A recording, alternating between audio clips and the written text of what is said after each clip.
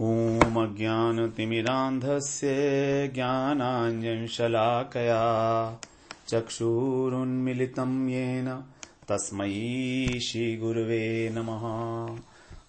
वन्देऽहं श्रीगुरो श्रीयुतकमलं श्रीगुरून् वैष्णवांश्च श्रीरूपं साग्रजातं सहगण रघुनाथान्वितं तं सजीवं साद्वैतं सावधूतं परिजन सहितं कृष्ण चैतन्यदेवं श्रीराधा कृष्णपादान् सहगण ललिता श्रीविशाखान्वितांश्च तमादिदेवं करुणानिधानं तमालवर्णं सुहितावतारम् अपार संसार समुद्र सेतुं भजामहे भागवत स्वरूपम्।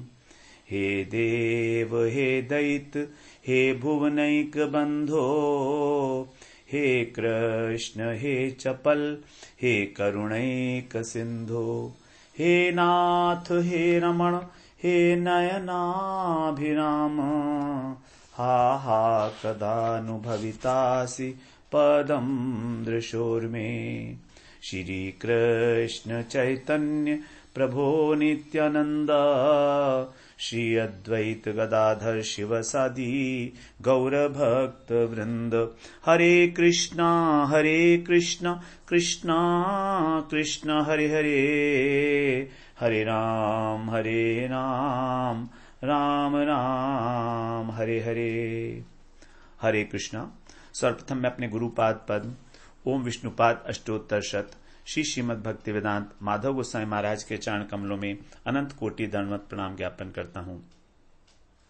हम लोग श्रीमद् भागवत पुराण में दशम स्कंद में भगवान की जो कैशोर लीलाएं हैं 33वें प्रकरण के अंतर्गत उनका श्रवण कर रहे हैं। 21वें अध्याय से इसका प्रारंभ हो रहा है जो हमारा 39वें अध्याय तक चलेगा। 19 अध्याय है इसके अंदर। तो इसका प्रारंभ हो रहा है वेणुगीत से। जब गोपियों ने भगवान के द्वारा वेणुवादन सुना तो उनकी क्या स्थिति हुई, किस प्रकार वो अपने भाव नेत्रों से भगवान का दर्शन करके और भगवान के प्रति पूर्व राग से समन्वित होकर व्याकुल हो जाती हैं उनसे मिलने के लिए। तो इसको कहा जाता है पूर्व राग, अर्थात जहां पर नायक के साथ मिलन नहीं हुआ है, केवल उनके गुणों के विषय में जो है श्रवण किया गया है, उस स्थिति में जो हृदय के अंदर एक आसक्ति उत्पन्न होती है मिलन की, उसको कहा जाता है पूर्व राग। क्योंकि मिलन से पूर्व का राग है इसलिए उसको पूर्व राग कहा गया। तो यहां पर हम लोग 5वें श्लोक का श्रवण कर रहे थे जिसमें भगवान के सौंदर्य का वर्णन है। बड़ा सुंदर वर्णन किया गया है। ये जो हृदय में गोपियों के भाव उत्पन्न हो रहा है, तो किस प्रकार का भगवान का जो स्वरूप था उसको उन्होंने देखा।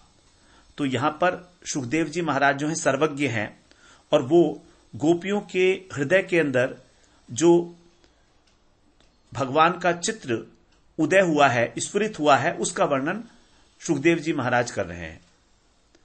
ये हृदय की वस्तु है गोपियों की, स्फुरण हुआ है गोपियों के हृदय में, लेकिन यहां पर सुखदेव जी उसका वर्णन कर रहे हैं। कह रहे हैं वरहा पीड़म नटवर वपु कर्णयो कर्णिकारम बिभ्रदवासः कनक कपिशम वजयन्ती च मालाम रंध्रान वेणुरधर सुधया पूरियन् गोपवृंदैर् वृंदारण्यम स्वपदरमणम प्राविशत गीत कीर्ति। क्या देखती हैं अपने हृदय के अंदर गोपियां कि उस समय कृष्ण ने अपने मुकुट में मयूर वृक्ष धारण किया हुआ है, कानों में कनेर का पुष्प है और सुनहरा पीतांबर धारण किया हुआ है, गले में वैजंती माला सुशोभित हो रही है जो 5 प्रकार के पुष्पों से ग्रथित है, अलग अलग रंग के, और उनकी अधर सुधा के द्वारा वो अपनी वंशी के छिद्रों को भरते हुए पूर्ण करते हुए नटवर वेश में जो शंख चक्र इत्यादि लक्षणों से युक्त उनके चरण चिन्ह हैं उनको विभूषित करते हुए वृंदावन में प्रवेश कर रहे हैं। उस समय ग्वाल बाल उनकी पवित्र कीर्ति का गान करते हुए पीछे पीछे चल रहे हैं। तो जो है मोरपंख को धारण किए हैं भूषण आभूषण के रूप में, वेश उनका नटवर के समान है। और यहां पर कर्णिकारम में कहा एक वचन है, अर्थात उन्होंने एक कान में पुष्प को धारण किया हुआ है, कनेर के पुष्प को एक कान में, दोनों में नहीं है, कभी दाएं में कभी बाएं में। इस प्रकार से वो इस धारण करके अपने जो यौवन आया है उनके ऊपर, जो किशोर अवस्था है, उसकी मत्तता को प्रकाशित कर रहे हैं। एक अलबेलापन है भगवान का, एक निराला अदा है उनकी अद्भुत, कि भैया एक में पहनेंगे, दोनों में नहीं पहनेंगे। आजकल भी देखा जाता है जो नौजवान होते हैं कई लोग युवक, वो अपने कानों में छिद्र करा के और एक में जो है वो कुछ पहनते हैं टॉप्स टाइप का कुछ। तो यहां पर भगवान भी एक कान में धारण किए हैं कनेर का पुष्प, और वैजंती माला 5 रंगों से बनी होती है उसको।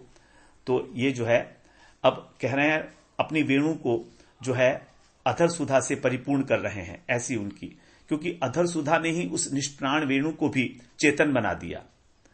वेणु जो है वो चेतन हो गई, तभी तो उसने इस जगत के अंदर जो त्रिभुवन है उसको भी उन्मादित कर दिया। वंशी बड़ी कठोर होती है, अचेतन होती है, लेकिन जब उसी के अंदर छिद्र में से जो भगवान की अधर सुधा है वो बाहर निकलती है और गोपियों के हृदय में कानों के छिद्रों के माध्यम से प्रवेश करती है, तो वहां पर वो अपने बल को प्रकाशित करती है। इस प्रकार से भगवान ने वहां पर स्वपद रमणम, भगवान ने वहां पर जो है प्रवेश किया है। तो हम लोग जो है वराह पीड़म की व्याख्या श्रवण कराए थे। अब हम बात करते हैं नटवर वपु, भगवान का जो वपु है, भगवान का जो श्री विग्रह है वो किस प्रकार का है। तो इस श्री विग्रह को ही जो है निश्चित नहीं कर पा रही है कि कृष्ण का जो वपु है, शरीर है, ये नटवर की भांति है या उनकी श्री मूर्ति ही नटवर है, पूरे के पूरे ही केवल शरीर ऐसा है, या स्वयं ही नटवर है, वो है ही नटवर। नृत्य कला में जो अत्यंत निपुण पुरुष होता है उसको कहता है नटवर। सोचती है मन मन में कि इस त्रिभुवन में ऐसा कौन सा नटवर है जिसको हम उपमान बनाएं और कृष्ण का जो है उससे उसकी उपमा दें। जैसे चंद्रमा है, चांद सा हम कहते हैं मुखमंडल, मुख की उपमा दी जाती है चांद से, गंभीरता की उपमा दी जाती है समुद्र से। तो अनेक अनेक जो है इस प्रकार के उपमान और उपमेय इस जगत में प्रचलित हैं। तो चांद और समुद्र जो उपमान है, मुख और गंभीरता, ये उपमेय है। तो यहां पर अधिकतर ऐसा देखा जाता है कि उपमान की अपेक्षा उपमेय की अधिक श्रेष्ठता होती है। उपमान की अपेक्षा उपमेय की, जैसे चंद्रमा, मुख चंद्रमा के समान सुंदर है, तो चंद्रमा जो है उपमेय है, मुख नहीं, चंद्रमा जो है उपमान है, तो उपमान जो है वो श्रेष्ठ होता है और उपमेय उससे कम श्रेष्ठ होता है। उपमान वो होता है जिसकी उपमा दी जाती है, और उपमेय वो है उपमान वो है जिसके द्वारा, जैसे चंद्रमा उपमान है और मुख उपमेय है। तो यहां पर उपमान जो है जनरली जगत के अंदर चांद जो है बहुत सुंदर होता है, और अगर किसी कोई सुंदर मुख वाला है तो उसको बोल देते हैं तेरा चांद सा मुखड़ा है। तो उसका मुखड़ा चांद सा नहीं है, थोड़ा कम ही होगा। यहां पर इस प्रकार का है। लेकिन यहां पर भगवान के केस में बिल्कुल उल्टा है। यदि कृष्ण वपु को हम उपमेय बनाएं तो फिर जो नटवर है वो उपमान हो जाएगा। तो इसलिए उन्होंने कहा कि नटवर ही कहना ठीक है। तो नटवर वपु कह दिया उन्होंने। तो कृष्ण, क्योंकि कृष्ण की जो माधुरी है, रूप माधुरी है, उससे ऊपर तो कोई है ही नहीं, उसकी उपमा कैसे देंगे। इसलिए कृष्ण वपु को नटवर की भांति कहना ठीक नहीं है, बल्कि कृष्ण को ही नटवर कह दिया गया। कृष्ण को ही नटवर कह दिया गया, नटवर वपु कह दिया गया कृष्ण को ही। कृष्ण वपु नटवर की भांति नहीं है, क्योंकि उससे बहुत अधिक है। तो इस प्रकार से तो यहां पर जो है, जो कृष्ण वपु है वो नटवर की अपेक्षा भी अत्यंत श्रेष्ठ है। इस प्रकार का जो भगवान का सौंदर्य है, वो जो नटराज हैं उनको कहा जाता है, जो हम शंकर जी हैं उनको कहा जाता है नटराज, अर्थात नटों के राजा। लेकिन जो नटवर कृष्ण हैं नृत्य कला के अंदर, उनके भी ये कौन है, जो नटराज शिव हैं उनके भी गुरु हैं, उनके भी आराध्य हैं। जैसे भागवत में आगे बताएंगे, गाहा पालयन सह बलय क्वणंच रेणुम विक्रीडयांचति गिरित्र रमार्चितांघ्री। अर्थात जब सखा गोप बालकों के साथ, दाऊ भैया के साथ जब ब्रजभूमि में भगवान नृत्य करते हैं, तो ये स्वयं कृष्ण जो हैं वो शंकर और रमा के द्वारा भी अर्चित पुराण पुरुष हैं। तो इस प्रकार नटराज शिव से भी कृष्ण की तुलना नहीं हो सकती, तो शिव को यहां पर उपमान नहीं बनाया जा सकता। इसलिए यहां पर स्वयं कृष्ण को ही कह दिया गया कि वो नटवर ही है, अत्यंत श्रेष्ठ जो नट है। इसलिए अब नट जो है, क्योंकि ये स्वयं नटवर हैं, तो किसी नट के समान नहीं है। इस प्रकार से यहां पर प्रवेश कर रहे हैं वृंदावन के अंदर, और उनकी जो चरण हैं वो दोनों नृत्य भंगी से नृत्य करते हुए चलते हैं। जैसे उनका सब कुछ ही नयन, सब कुछ भगवान का जो है नृत्य करता है, इसलिए वो नटवर है। किस प्रकार से बता रहे हैं, चरणों के अंदर जो मणिमय नूपुर है वे रुंझुन करते हैं, तो वो भी नृत्य है। जो उनका पीतांबर है स्वर्ण कांति से दैदीप्यमान, वो भी नृत्य करता है, फहराता है। उनकी जो कटी किंकणी है वो भी मधुर स्वर के साथ नृत्य कर रही है। वक्षस्थल पर जो वैजंती माला है वो भी नृत्य कर रही है। जो वेणु रंध्र हैं, वेणु की छेद, उसके ऊपर 10 उंगलियां भी विचित्र गति से नृत्य करती हैं। जो उनके नयन है, चक्षु हैं भगवान के, वो भी खंजन पक्षी की तरह, अथवा खंजन पक्षी की शोभा को और मृग शावकों की शोभा को भी पराभूत करने वाले भगवान के नयन जो हैं अनेक प्रकार की भंगिमाओं से नृत्य करते हैं। चंचल चितवन है भगवान की। कानों के जो मकराकृत कुंडल हैं वो भी नृत्य करते हैं। जब चलते हैं भगवान तो उनके ऊपर जो चेहरे पर उनके काली काली अलके हैं वो भी नृत्य करती हैं। जूड़े के ऊपर जो विराजमान मयूर पिच्छ है वो भी नृत्य करता है। और केवल यही नहीं है, उनके अंग प्रत्यंग की नृत्य भंगी को जब देखते हैं तो सभी गायें, गोप बालक, लताएं, पताएं, वृक्ष की शाखाएं और यमुना जी भी नृत्य करने लगती हैं। कहां तक बताएं, सब कुछ ही नृत्य है, कुछ और है ही नहीं। जो भी इस नृत्य का दर्शन करता है अथवा इसका श्रवण करता है, स्मरण करता है, उसका हृदय भी प्रेम से नृत्य करने लगता है। तो यहां पर 13 स्थानों पर नृत्य दिखा दिया गया। सभी कुछ नृत्यमय है, इसलिए वो नटवर हैं। फिर कर्णयो कर्णिकारम, जब भगवान वन में प्रवेश करते हैं तो कानों में कनेर का एक पीला पुष्प धारण करते हैं। उससे भगवान का जो नटवर स्वरूप है, जो निरुपम कैश्वर्य माधुर्य है, उनकी नीलिमा युक्त अंग कांति है, वो अत्यधिक वर्धित हो जाती है। कनेर के फूल को बोलते हैं कर्णिकार।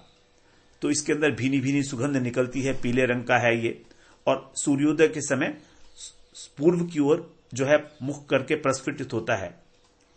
तो उस प्रकार से, तो जैसे कनेर का फूल सूर्य की ओर जो है मुख करता है, उसी प्रकार से जब सूर्य अस्ताचल को जाता है तो ये पुष्प बंद हो जाता है, ऐसा कहा गया है। अब पता नहीं इसके अंदर कोई विशेष भेद भी हो सकते हैं विचारों के अंदर। तो कर्णयो कर्णिकारम के अंदर एक वचन है कर्णिकारम में। इसका गूढ़ तात्पर्य यह है कि कभी कृष्ण एक दाहिने कान में लगाते हैं, कभी बाएं कान में। यह उनके अल्हड़पन का द्योतक है।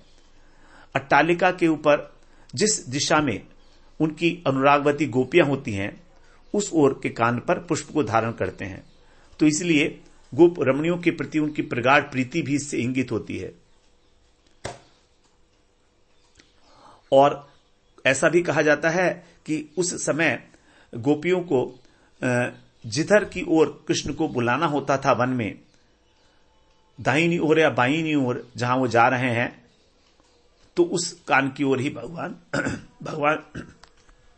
कनेर का पुष्प धारण करते थे। तो एक संकेत भी होता था एक प्रकार से वहां पर।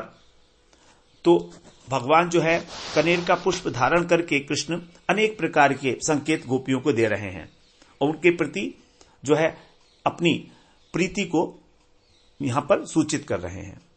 विभ्रद वाशह कनक कपिशम, और जो पीतांबर है सोने की भांति श्याम अंगों पर जैसे तपाया हुआ सोना होता है, तो पीतांबर जो है लहरा रहा है, तो इससे पता लगता है तो पीतांबर भी जो है भगवान की आंतरिक प्रीति को ही प्रकट करता है।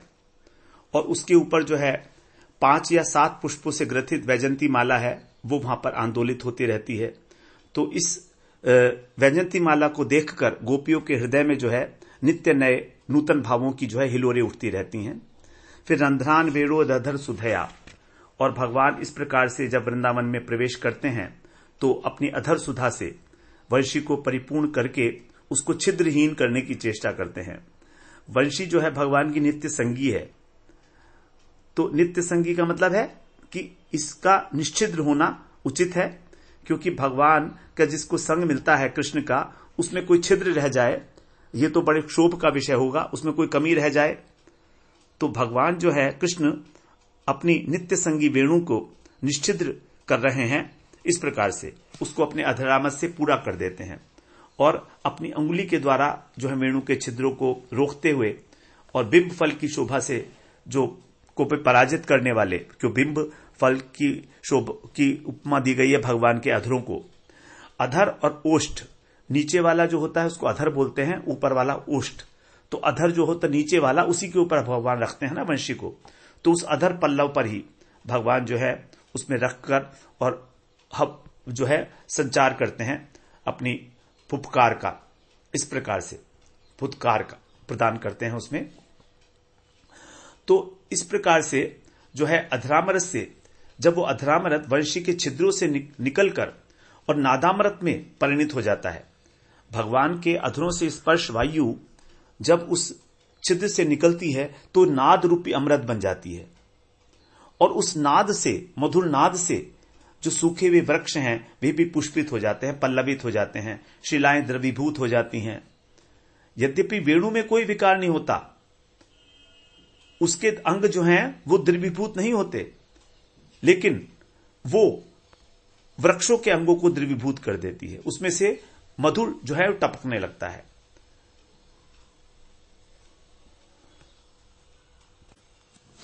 अब आगे कहते हैं वृंदारण्यम स्वपद रमणम, जो ब्रजभूमि है वहां पर धन्य है, ये वृंदावन धन्य है, परम धन्य है, क्योंकि यहां पर भगवान जो हैं अपने सखाओं के साथ गोचारण के बहाने और वेणुवादन करते हुए सुखपूर्वक विचरण करते हैं। वृंदावन भूमि बड़ी प्रिय है भगवान को।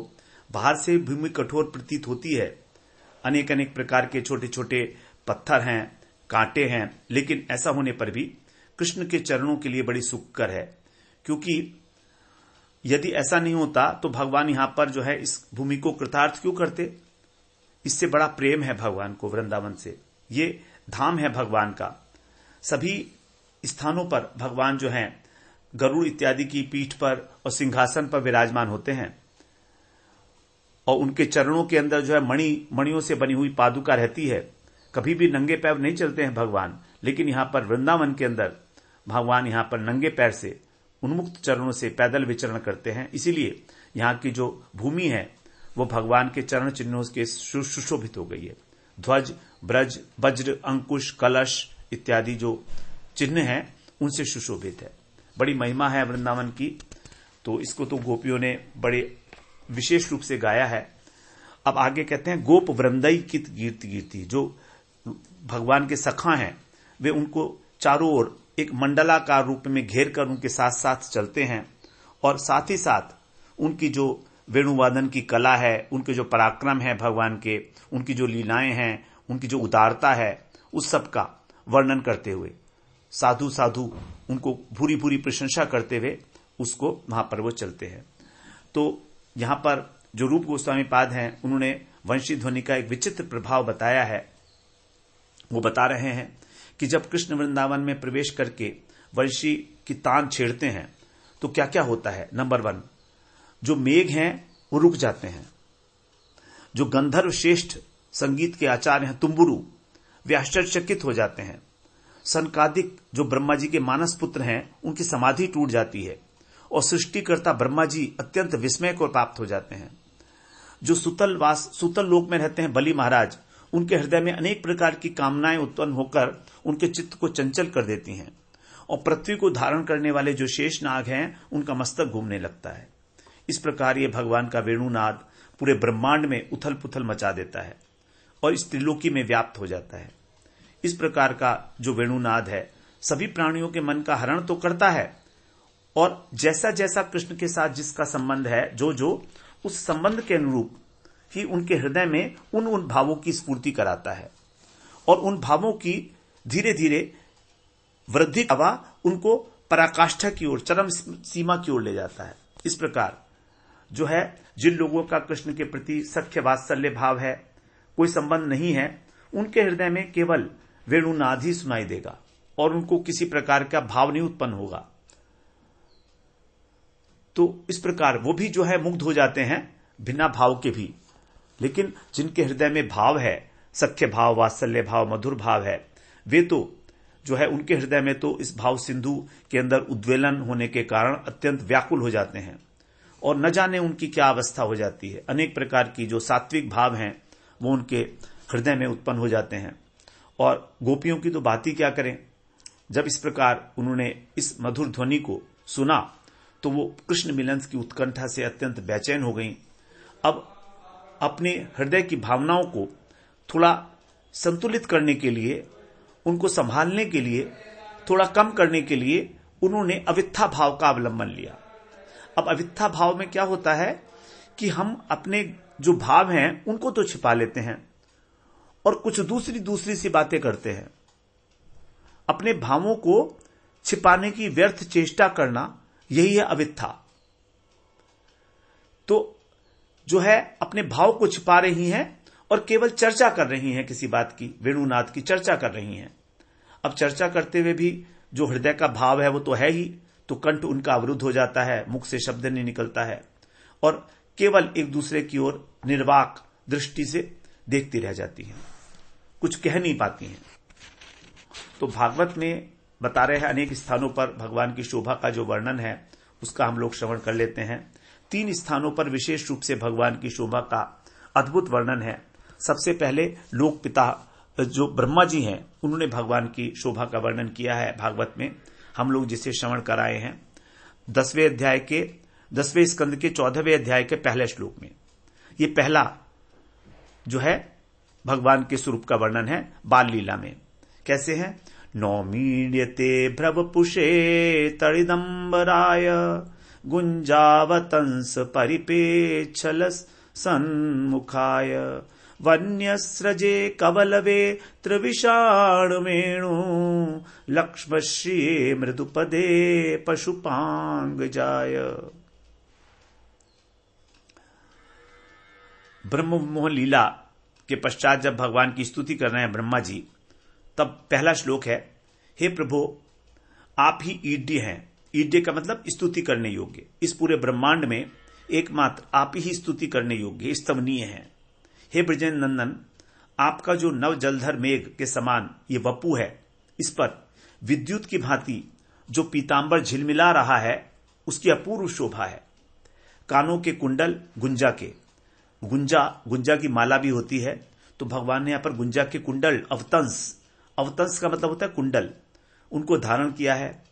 परिपिच्छ और सिर पर मयूर पिच्छ है, इसलिए आपके मुख कमल पर लसन मुखाय, आपका मुख अत्यंत शोभायमान हो रहा है। जैसे कि जब भगवान का जो नीलवर्ण मुखमंडल है उसके ऊपर जो गुंजा के अवतंस हैं, कुंडल हैं, वो झिलमिला रहे हैं और उसके ऊपर जो ऊपर उनका ममोन मुकुट है उसकी छवि भी भगवान के गंड स्थल के ऊपर जो है दिखाई दे रही है। गले में आपके वैजंती वनमाला पड़ी हुई है, क्योंकि वहां पर वनमाला भगवान ने पहनी हुई थी, और बगल में बेत हैं, सींगा है, कमर के अंदर फेंट में वेणु बांध रखी है आपने, और आपने अपने हाथों में कोमल हाथों में दही भात का कवल लिए हुए है। ये वेश आपको सबको बड़ा आकर्षित करता है। इस प्रकार आप जो कमल से भी अत्यधिक कोमल जो चरण चिन्ह है उनसे युक्त सुकुमार चरण जो हैं उनका मैं जो है आप इन चरण कमलों में मैं आपको पुनः पुनः प्रणाम करता हूं। नौमी देते पशुपांग जाय, आप जो है नंद बाबा के पुत्र हैं, पशुपांग उनके अंग से उत्पन्न हुए हैं इसलिए नाम दिया पशुपांग जाय। फिर इसके बाद द्विज पत्नियों के द्वारा आगे हम 23वें अध्याय में श्रवण करेंगे 22वें श्लोक में। यहां पर भी उसका एक श्रवण करते हैं। कहते हैं श्यामं हिरण्य परिधिम वनमाल्य बरह धातु प्रवाल नटवेश मनुव्रतांसे विन्यस्त हस्त मित्रेण धुनानमब्जम कर्णोत्पलाल कपोल मुखाब्ज हासम। जो द्विज पत्नियां हैं ये ब्राह्मणों की पत्नियां हैं जो यज्ञ कर रहे थे। तो पतियों के द्वारा निषेध किया जाने पर भी उन्होंने कृष्ण को अपने हाथों से खिलाने के लिए अनेक प्रकार के भोजन पदार्थ लिए और वृंदावन मथुरा के मध्य भाग में उपस्थित होती हैं। वहां जब कृष्ण की अद्भुत रूप माधुरी का पान करती हैं तब कह रही हैं, जो द्विज पत्नियां हैं वे कह रही हैं कि आपका जो अंग कांति है वो नव जलधर के समान, मेघ के समान सांवली आपकी अंग कांति है। उसके ऊपर जो स्वर्ण की भी आभा को परास्त करने वाला है ऐसा पीतांबर जगमगा रहा है। मस्तक पर मयूर का पंख शोभित सुशोभित है। अंग अंग में धातु प्रवाल, धातु मतलब गैरिक धातु इत्यादि जो होती हैं, तो अनेक प्रकार की रंगीन धातुओं से चित्रकारी बनाई हुई है। और आपने जो कोपलों के गुच्छे हैं, कोपल होती है जो वृक्ष के अंदर जो पत्ते आते हैं उसमें सबसे पहला है जो हल्का सा लाल रंग का होता है, बहुत सॉफ्ट, उसके गुच्छे आपने अपने अंगों में धारण किए हुए हैं। ऐसा आपका जो नटवर वेश है, नटवेश, यहां पर भी देखो उन्होंने नटवर वेश कहा। गले में यहां पर पचरंगी वनमाला है, बड़ी मनोहर है। एक हाथ आपने कंधे पर रखा हुआ है अपने सखा के और दूसरे हाथ से नीले रंग का नीलकमल जो है वो नचा रहे हैं। कानों में कुंडल हैं, कपोलों पर घुंघराली अलके लहरा रही हैं और मुखमंडल पर मंद मंद मुस्कान प्रफुल्लित आपका मुखमंडल है। इस प्रकार से यहां पर जो है शोभा बताई गई है। लेकिन ये तीनों ही वर्णन बहुत अपूर्व हैं, लेकिन फिर भी तटस्थ रूप से यदि हम देखें तो ब्रज गोपियों के द्वारा के हृदय में जो स्फुरित रूप माधुरी है वो सर्वोत्कृष्ट है। क्योंकि ब्रह्मा जी ने अपने अधिकार के अनुसार भगवान का जो बाल्य रूप है उसका वर्णन किया, अपना दास्य भाव जो है उसका वर्णन किया। नौमीड्य, नौमी माने नमस्कार करना, ईड्य माने पूजनीय। तो भगवान के दास हैं ब्रह्मा जी, इसलिए अब द्विज पत्नियां ब्रह्मा जी से श्रेष्ठ हैं, इसलिए यहां पर ऐश्वर्य भाव स्पष्ट रूप से नहीं है, लेकिन फिर भी भगवान के प्रति गौरव बुद्धि है, क्योंकि ये ब्राह्मणी है और कृष्ण की मधुर लीलाओं में इनका प्रवेश, उसका रसास्वादन करने का इनको अधिकार नहीं है। इसीलिए ये जो है वृंदावन और मथुरा के बीच में जो भातरौल है, जहां पर ब्रह्महद है, वहां पर भगवान के रूप का पान करके, तो ये जो स्थान है ऐश्वर्य माधुर्य का मध्य स्थल है, भातरौल जिसको बोलते हैं, तो यहां पर अपने भावों के अनुरूप दर्शन कर रही हैं।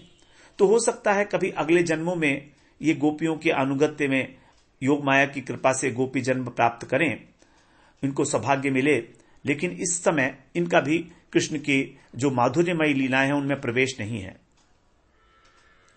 इस प्रकार से गोपियों का जो हृदय में स्फुरित भगवान की माधुरी है वो सर्वोत्तम माधुरी बताई गई है। इस प्रकार से हम लोग यहां पर आज 5वें श्लोक को श्रवण किए। अब 6ठे श्लोक में कह रहे हैं, इति वेणुरमं राजन् सर्वभूत मनोहरम श्रुत्वा ब्रज स्त्रिय सर्वा वर्णयन्त्यो भिरे भिरे। इति माने यह, हे राजन, हे परीक्षित, यह जो वेणु रव है, वेणु ध्वनि है, वो उसने क्या किया, सर्वभूत मनोहरम, सभी प्राणियों के चित्त को चुराने वाली है, मन का हरण करने वाली है। और इसको सुनते ही, श्रुत्वा माने सुनते ही, गोपियां, ब्रज स्त्री है, जो ब्रज की गोपियां थी, वो सर्वा माने सभी की सब, वर्णयन्त्यः, वर्णन करते करते विभोर हो गई, व्याकुल हो गई। क्योंकि वो अत्यंत प्रेम के साथ इसका वर्णन कर रही हैं, प्रेम के कारण व्याकुल हो गई। तो जब गोपियां ने उसे सुना और अभिव्यक्त करने लगी कि कैसी है वेणुध्वनि, तो वो प्रेम से व्याकुल हो गई, विभोर हो गई और अभिरे भिरे माने कृष्ण को मन ही मन उन्होंने आलिंगन किया अपने स्मर वेग को शांत करने के लिए और दिव्य आनंद को प्राप्त हुई। तो अपने भाव नेत्रों से भगवान का ये रूप देखकर और वंशी ध्वनि साक्षात रूप से श्रवण करके, तो जब वंशी ध्वनि स्वनी देखिए तो रूप अपने आप हृदय में स्फुरित हो गया और रूप स्फुरित होने पर वो उसका वर्णन कर रही हैं, अभिव्यक्त करने लगी और अभिव्यक्त करते करते ही उनके हृदय के अंदर उन्होंने अपने मन में ही भगवान का आलिंगन किया। अभिरे भिरे इस प्रकार यहां बता रहे हैं कि जो उनके अंदर भाव का आवेग उत्पन्न हुआ था, जब वो थोड़ा शांत हुआ तब फिर किसी प्रकार से उन्होंने धैर्य धारण किया और उस वेणुनाद की माधुरी का वर्णन करने के लिए तत्पर हुई। लेकिन फिर भी हृदय के अंदर भगवान की मूर्ति स्फुरित होने के कारण प्रेम में विवशता का अनुभव हो रहा है। तो यहां पर गोपियों के हृदय में अनंत भावों का संगम हो रहा है, अनंत अनंत भावों का, क्योंकि प्रत्येक गोपी कृष्ण के प्रति जो उसका अनुराग है, जो उसके आंतरिक भाव हैं, उनको छिपाने का प्रयत्न भी कर रही है और साथ में वो प्रकाशित भी हो रहा है। रुकने वाला थोड़ी है। हमारे हृदय के भाव हमारे रोके कोई रुकेंगे थोड़ी। हमारी भाव में हमारी चेहरे के ऊपर आ ही जाएंगे कभी ना कभी। हमारी वाणी में जो है कभी ना कभी उनका प्रकटन हो ही जाएगा। इस प्रकार से हृदय के अंदर जो है प्रेम की बाढ़ आ रही है और वो उस बाढ़ की उत्ताल तरंगों में डूबी जा रही है। कृष्ण दर्शन से उत्पन्न जो भाव है उसको अपनी सखियों का बताने का जो क्रम है, वो बताने के लिए कोई कोई भावावेश में ही अपनी सखी का आलिंगन कर रही है, कोई अपनी सखी को कृष्ण समझकर आलिंगन करती है। इस प्रकार से वो आनंद सिद्धू में अवगाहन कर रही है। कोई सखी अपने मुख से और हृदय की बातें अपनी सखी के मुख से अपने हृदय की बातें सुनती है और आनंद से अधीर हो जाती है। बोलती है, सखी तू जैसा सोचती है ठीक वैसे ही मैं सोच रही हूं, तूने मेरे हृदय की बात कैसे जान ली। इस प्रकार कह के प्रणय के आवेश में वो एक दूसरे को आलिंगन पाश में बांध लेती हैं और ये गोपियां नाना प्रकार के भाव में तरंगायित हो रही हैं वेणुनाद को सुनकर। उस समय उनके अंगों में अष्ट सात्विक भाव उत्पन्न होने लगे। अनेक प्रकार के जो 33 प्रकार के व्यभिचारी भाव, संचारी भाव हैं, वे भी अपनी अंतिम सीमा के रूप में परिलक्षित होने लगे। तो कृष्ण का ये जो रूप है, वेणु माधुरी है, ये सबके मन को हरने वाली है। इसका तात्पर्य ये हुआ कि रास के समय भगवान ने जो मुरली ध्वनि की थी वो केवल गोपियों के लिए मनोहर थी, सबके लिए नहीं। यहां पर जो है ये वाली सबके लिए मनोहर है, लेकिन रास वाली जो वेणु ध्वनि थी वो केवल गोपियों को ही सुनाई दी थी। क्योंकि रास के प्रारंभ में, आगे हम श्रवण करेंगे इस बात को रास पंचाध्यायी में, कि कृष्ण जी जब वेणु ध्वनि की थी तो केवल गोप रमणियों का हृदय ही भगवान से मिलने के लिए उत्कंठित हुआ था और वो जैसी थी, जिस अवस्था में थी, उसी अवस्था में भगवान से मिलने के लिए चल पड़ी थी। निशम्य गीतम तदनंग वर्धनम, भगवान का जो वेणुनाद सुनकर तदनंग वर्धनम, उनके हृदय में जो है अनंग का मतलब काम, तो काम जो है वर्धन को प्राप्त हो गया था। इसीलिए उन्होंने सब प्रकार की भय, लोक लज्जा, मर्यादा, आर्य धर्म, वेद धर्म, लोक धर्म, सबको तिलांजलि दे दी थी और जैसी थी वैसी ही भाग ली थी। वहां पर कोई अपने बच्चों को कपड़े पहना रही थी, कोई खाना खिला रही थी, कोई पति की सेवा कर रही थी, कोई अपने आभूषण ठीक कर रही थी। सब जैसी थी उल्टे सीधे आभूषण पहनकर, उल्टे सीधे वस्त्र पहनकर भगवान की ओर गमन किया है उन्होंने रास के प्रारंभ में। लेकिन यहां पर इस प्रसंग में सभी लोग भगवान की वेणु ध्वनि सुनकर आनंदित हुए हैं। सर्वभूत मनोहरम, यहां पर जो वेणु है वो सबको मनोहर लगी है। यहां के ब्रज के जो पशु पक्षी, पेड़ पौधे, वृद्ध बाल, सभी को आनंद को वर्धन कर सबको आकर्षित किया है इसने। लेकिन जो वेणुध्वनि को सुनकर जो रमणियां थी, उन्होंने यहां पर जो है भगवान का भाव नेत्रों से दर्शन किया, क्योंकि उनके हृदय के अंदर ही जो उस संबंध के अनुरूप भाव थे, उनकी उत्पत्ति होती हुई दिखाई गई है। तो यहां पर पहले तो यह बताया सुखदेव गोस्वामी ने कि जब उन्होंने वेणुगीत को श्रवण किया तो उनका जो चित्त था वो स्मर वेग से, काम के वेग से विक्षिप्त हो गया और उनका कंठ अवरुद्ध हो गया। पहले तो ये बताया। और जो सुखदेव जी हैं, सर्वज्ञ हैं, तो उन्होंने ही उनके हृदयगत भावों को चित्रांकित करने का प्रयत्न किया, वर्णन आरंभ कर दिया वरापीणम नटवर वपु से, कि उनके हृदय के अंदर जो चित्र उत्पन्न हुआ कृष्ण का, उसका यहां पर बड़े स्पष्ट रूप से यहां पर वर्णन किया। और जैसा जैसा उनका भाव उत्पन्न हो रहा है वो सुखदेव जी ही वर्णन कर रहे हैं। लेकिन कुछ क्षणों के बाद अवस्था क्या हो जाती है कि ब्रज गोपी वृंद जो हैं, उनके अंदर जो स्मरण के प्रभाव से व्याकुलता उत्पन्न हुई थी, वो उपरमन, उसका उपशम हो जाता है, अर्थात वो शांत हो जाती है। अब उसके बाद फिर गोपियां स्वयं उस वेणुगीत का सम्यक रूप से वर्णन करना प्रारंभ करती हैं। तो सभी गोपियों को समान प्रकार का अनुभव होता है। सभी मानो वो वेणु उनके हृदय में प्रवेश करके उनको प्रेरणा कर रहा है और सबको एक प्रकार का अनुभव हो रहा है। तो अब अनुभव की इस साम्यत उपलब्धि कर ब्रज गोपियां वेणुगीत का आरंभ करती हैं। साम्य उपलब्धि का मतलब कि अब सभी के हृदय में समान भावों की उत्पत्ति हो रही है। तो यहां पर अब कहा गया है, 7वें श्लोक से आगे आएगा, गोप्य उचु, अर्थात गोपियां कहने लगी। तो गोपियां मतलब सभी के हृदय में एक ही भावना है, उसी भावना को किसी एक गोपी के द्वारा इन श्लोकों के द्वारा वो है अभिव्यक्त किया जा रहा है।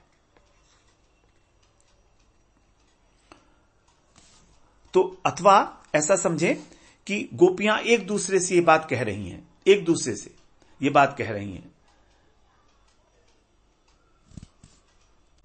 तो अब जो गोपियां आगे 7वें श्लोक से वर्णन करेंगी भगवान की जो अपनी स्थिति की, और सभी जो जितने भी स्थावर जंगम प्राणी हैं उन सब की स्थिति का जो वर्णन करेंगी, उसको हम लोग फिर अगले सत्र से श्रवण करते हैं। वांछा कल्पतरुभ्यश्च कृपा सिंधुभ्य एव च पतितानां पावनेभ्यो वैष्णवेभ्यो नमो नमः।